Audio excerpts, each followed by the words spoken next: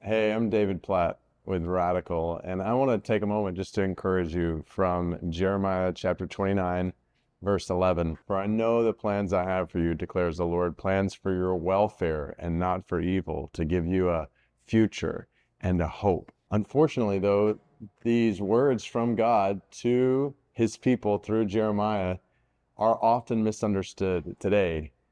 This is a promise, not that God is going to keep you and me from suffering, or that when we walk through suffering, it's going to last for just a short period of time.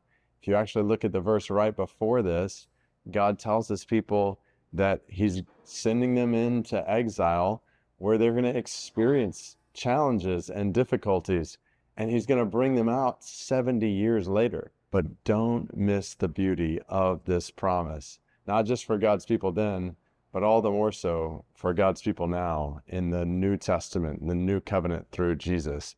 God has not promised that he's going to keep us from all suffering in this world. Instead, God has promised that he's going to bring us through all suffering in this world. That when we walk through challenges and difficulties, he is going to be with us, and he is going to give us the grace that we need to persevere all the way to the end. We know that there is coming a day when there will be no more suffering, no more sorrow, no more tears. God's going to wipe every tear from our eyes, and we're going to see him face to face, free from all sin and suffering and death. I can only imagine some of you who are listening to this right now are walking through really hard days. And I just want to encourage you with this word from God to you. He is with you. He is for you, and he promises he will bring you through. Jesus has died on the cross for our sins. He's risen from the dead. He's conquered sin and death.